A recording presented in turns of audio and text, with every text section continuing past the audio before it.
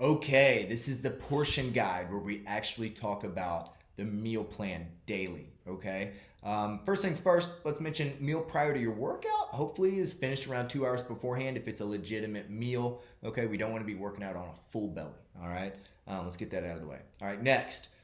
General guidelines on portion guides and meal planning is going to be your protein. You're going to have a serving of protein with every single meal. Okay, and that's right off the bat. You'll notice the protein in the blue down here, and you'll see that more here in just a minute. Carbohydrates. Okay, this is where it starts to break down a little bit different.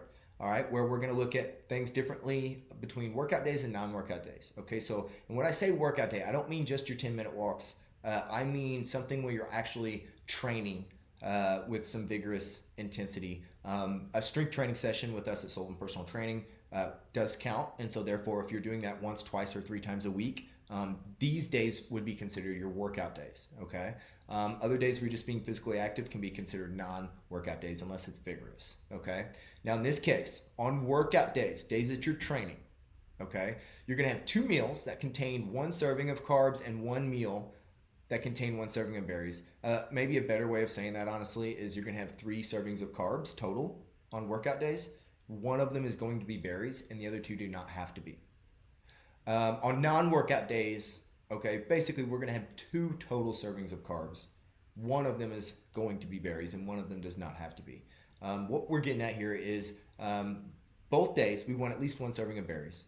And you might be saying, aren't berries carbs? And yes, they are. So what we're getting at is you're gonna have at least 1 serving of berries, and that's gonna count as 1 serving of carbs. Now, workout days, you get 3 servings total, and non-workout days, you get 2 servings total. All right, moving on. Fats, okay? First and last meal of the day, whether you want to call it breakfast and dinner or not, is fine. But these are the ones that are going to have the serving of fat in there, okay? And the yellow on the chart, that is, okay? So we're going to have fats in the beginning of the day and at the end of the day. Non-starchy vegetables on the green side of things, okay? We're going to have at least 2 or 3 meals with these non-starchy vegetables, okay? Try to shoot for 3, but that can be very hard. I get it. So minimum of 2 meals a day with a very large serving of green leafy vegetables if possible, okay? And we talked about the portions just a little bit in the last couple of videos, so I won't beat that to death. But 2 to 3 fist size cooked portions, all right, it's going to equal about a cup or a solid serving, okay? Once they're cooked down, okay? And you can include them with every single meal, throughout the day, including snacks if you wanted to. So you're not going to overdo your green vegetables, just to throw that out there, okay? Now, again, time for the actual meal plan, right? We have a couple options to talk about, and this may differ between days of work, schedules changing, or your actual workout day versus non-workout day, okay? Make this work for you, okay? There's not a set plan that you have to follow as much as this is a great guideline, okay?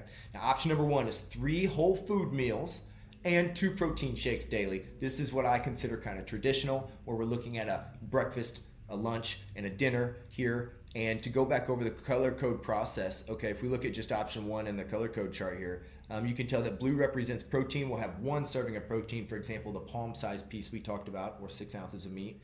Then we're gonna have 1 serving of fat equal to a thumb size, okay? Then we'll have 1 serving of green vegetables in that recipe somewhere, which would be like 2 non-cooked fistfuls of non-cooked vegetables, totaling up to 1 fistful once it's cooked. Okay.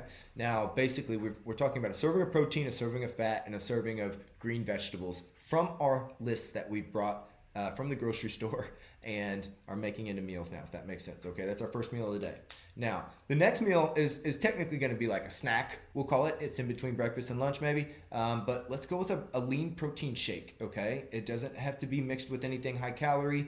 Let's stick with water, and let's just make sure that we're getting a legitimate serving of protein in. I say minimum of 20 grams of protein for that snack. Okay, that's what makes the protein shake so convenient, and they're just also delicious. Now, meal 2 is going to be what we consider maybe more like a lunch, but we're looking at a serving of protein. Now you get your serving of carb, okay, and a serving of green veggies again, okay. So we're maybe leaving the healthy fat out in this case. There'll be a minimal I get with the protein, and maybe in the process of maybe spraying the pan when you're cooking the vegetables or the carb. But with that said, we're not going to be going with heavy fat in this meal. Okay, we're going to leave it out. Next, we'll have another protein shake for a snack. Okay, again, Prestige Labs is a great option.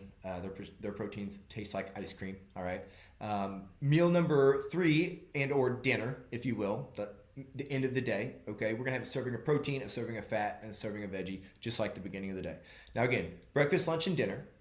What really changes the most is depending on the time of day, whether or not we're going to have that serving of carb or if we're going to have that serving of fat. And in this case, you might be looking like, where's at least my second serving of carb if this is a non-workout day. And chances are we're going to have a recipe that includes some berries. So we might be able to put some berries in one of those protein shakes, for example. Okay, we'll talk about a sample diet in another video. Back down to option number 2, if we remember the color code system. Option number 2 here is a little bit less traditional than option number 1, but basically we'll start again with our protein, our fat, and our veggie, serving each for our first meal of the day. Okay. Next, instead of having a lean protein shake, we might actually have some whole food. Okay, but it can include the carb. All right, whether it's a serving of berries or not, that's up to you from your list. But we'll have a serving of protein, a serving of carbs, and a serving of green vegetables. Next, we'll have approximately the same lineup where it's protein, carbs, and veggies. It could be the same exact meal back to back, or you could totally switch up recipes. Depends on what you want to do and your preference. Next, we might have a shake after that, okay? Belly might be feeling kind of full of whole food and just want to be able to drink something, but we are going to be ready for the protein, okay? So let's get it in by then. And then by the end of the day, we're going back to our same ending, which is our protein, fat, and veggie. And so really by the end of both days, the biggest difference, the biggest change ultimately is whether or not you had, 2 full servings of carbs or 3 full servings of carbs, considering we're probably going to add some berries to one of these shakes or something along those lines on both days. Okay. The berries are going to be very anti-inflammatory. That's why we're kind of separating those from carbs by themselves. So again, this is an anti-inflammatory diet reset guide, which includes trying to get, a handful of berries every day essentially. Okay. All right. That's our portion guide.